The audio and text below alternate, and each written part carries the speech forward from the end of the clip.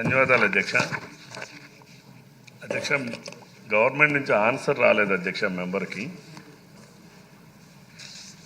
అది assembly secretariat వాళ్ళు పంపించట్లేదు.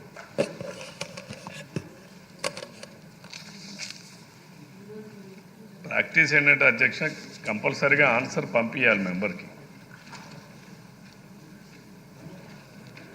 ఆ డీటెయిల్స్ చూసుకొని మాట్లాడడానికి అవకాశం ఉంటుంది.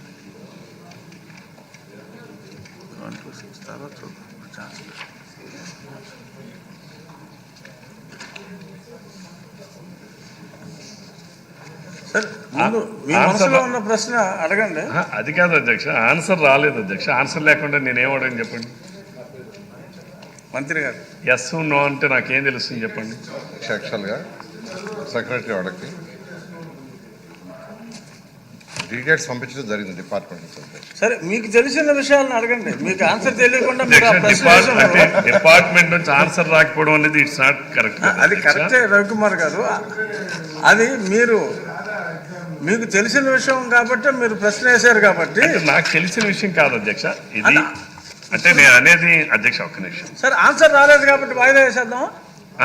వాయిదా ఇది ప్రజల సమస్య అధ్యక్ష. ఇది నా వ్యక్తిగత సమస్య కాదు.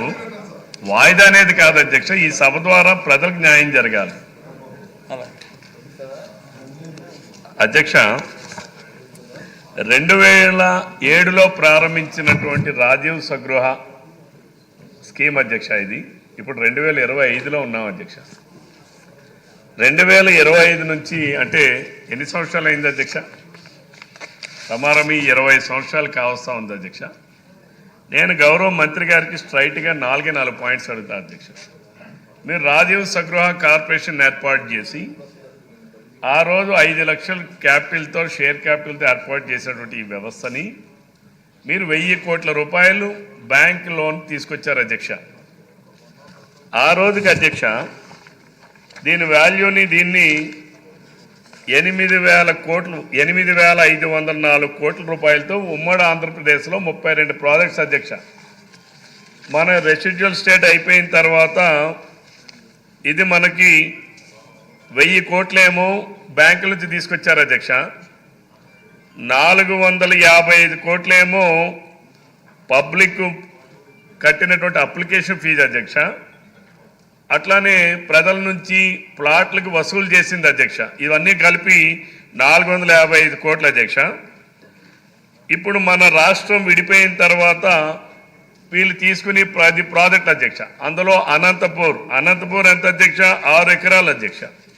అనంతపూర్ అండ్ కర్నూలు చాలా మియర్ అధ్యక్ష.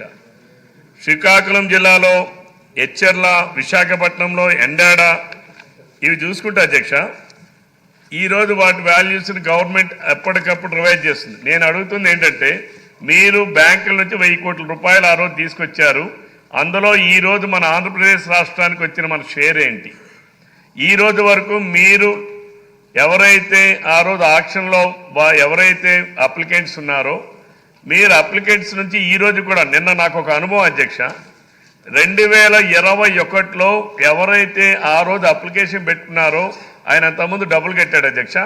2021లో కూడా ఆయన డీడీలు విత్ ఇంట్రెస్ట్లతో, పేనల్ ఇంట్రెస్ట్లతో కూడా కాబోలోడు వడ్డీ కన్నా ఎక్కువ వడ్డీ వసూలు చేస్తున్నారు అధ్యక్ష. వీళ్ళు వసూలు చేసి నిన్న తీరిగ్గా చెప్తున్నారు అధ్యక్ష, నువ్వు ఇచ్చిన డీడీని మేము క్యాష్ చేసుకోలేదు కాబట్టి మళ్ళీ నువ్వు ఇంట్రెస్ట్ కట్టని చెప్పి అడుగుతున్నారు అధ్యక్ష. వీళ్ళు అంటే వీళ్ళు ఎంత దుర్మార్గంగా రాజీవ్ స్వగృహ కార్పొరేషన్ని ఎలా వాడుకుంటున్నారంటే అధికారులు, మరి దాని మీద ప్రభుత్వం సరైనటువంటి చర్యలు తీసుకోవాలి అధ్యక్ష. ఇప్పటికి కూడా మీరు ఆ ప్రాజెక్టుని కొనసాగిస్తారా? లేదు ఇప్పటికి ఎవరైతే ఆక్షన్లో పాల్పంచుకున్నారో వాళ్ళకి అందరికీ మీరు మిగిలినటువంటి సెమీ కన్స్ట్రక్షన్స్ ఉన్నాయి, కన్స్ట్రక్షన్ కంప్లీటెడ్ ఉన్నాయి. ఒకసారి చూస్తా అధ్యక్ష,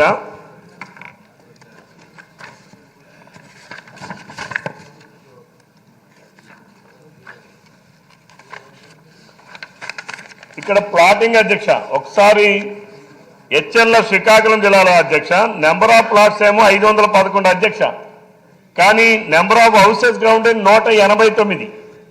అందులో number of BBL and BL 12, number of semi finished units 123, number of completed units 54. Even private వాడు ఒక ప్రాజెక్ట్ తీసుకుంటే వాడు ఒక 2 సంవత్సరాలు 3 సంవత్సరాల కాల పరిమితిలో వాడు చేస్తున్నాడు అధ్యక్ష.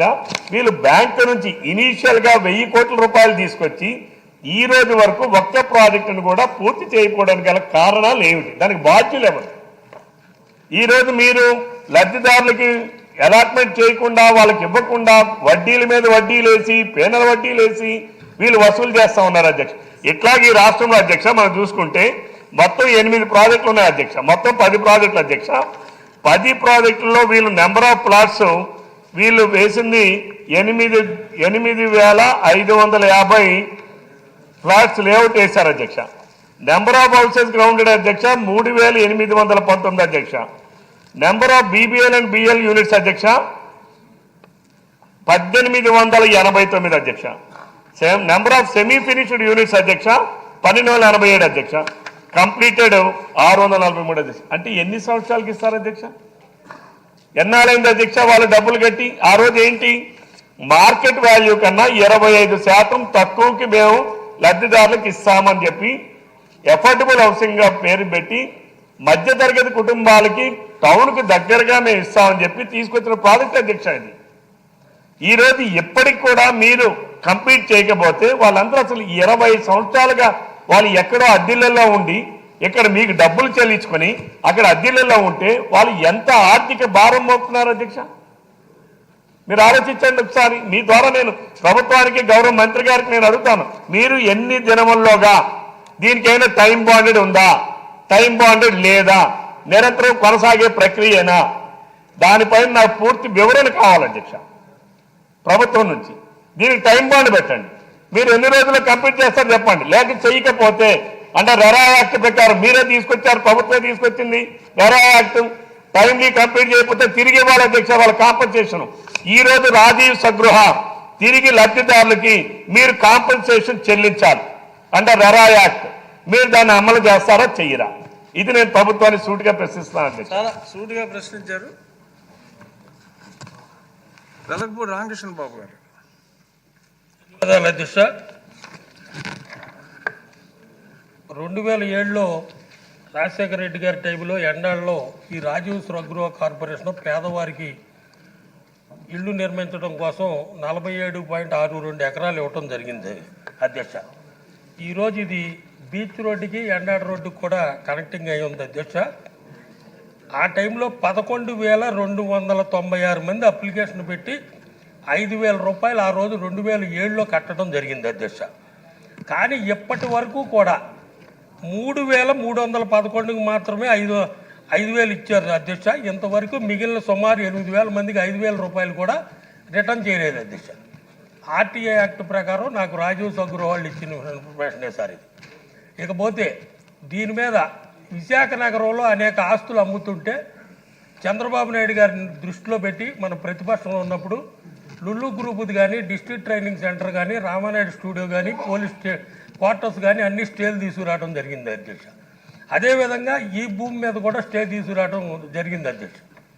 23 అక్టోబర్ నవంబర్ నెలలో స్టే వెకేట్ చేయటం, డిసెంబర్ 28 నుంచి ప్రారంభించి ఎలక్షన్ కోడ్లో కూడా మే 13 ఎలక్షన్ అయితే మే 9వ తేదీ కూడా ఈ యాక్షన్ పెట్టి 39 ఫ్లాట్లు అమ్మటం జరిగింది అధ్యక్ష ఎలక్షన్ కోడ్లో కూడా.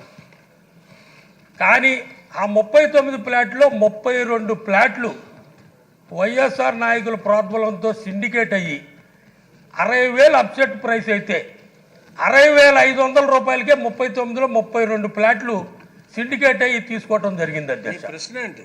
ఏ సార్ అదే చెప్తున్నాను సార్. ఎట్టి పరిస్థితి ఇంకా 39 ఫ్లాట్లు ఆక్షన్లో ఉన్నాయి. ఇంకా దారుణం ఏంటంటే అధ్యక్ష, జూన్ 4న మన కూటమి ప్రభుత్వం వచ్చింది. 12వ తేదీన చంద్రబాబు నాయుడు గారు, పవన్ కళ్యాణ్ గారు ప్రమాణ స్వీకారం చేశారు.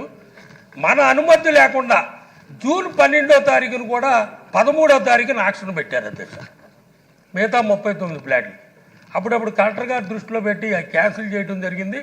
మరలా మన ప్రభుత్వంలో కూడా మరి మంత్రి గారికి తెలుసో లేదో నాకైతే తెలియదు, కానీ మళ్ళీ ఆక్షన్ పెడితే నేను మంత్రి గారి దృష్టిలో పెట్టి క్యాన్సిల్ చేయడం జరిగింది.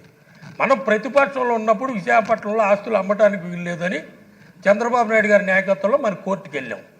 దయచేసి 47.62 ఎకరాలని జరిగినవి రద్దు చేసి మంచి వాల్యుబుల్ ఏరియా కాబట్టి ఏఐటీకో దేనికో ప్రభుత్వానికే వాడాలనేది నా అభిమతం. మీ ద్వారా మంత్రి గారిని కోరుకుంటాను. అది అమ్మటానికి వీలు లేదు, ప్రభుత్వానికే వాడాలా. దీన్ని జరిగిన యాక్షన్ క్యాన్సిల్ చేయాలి. చేస్తారా లేదా అని అడగండి. రవికుమార్ చెయ్యాలి సార్. చక్కగా ప్రశ్న రూపంలో అడిగారు. చెయ్యాలి అని మీరు చెప్పకూడదు.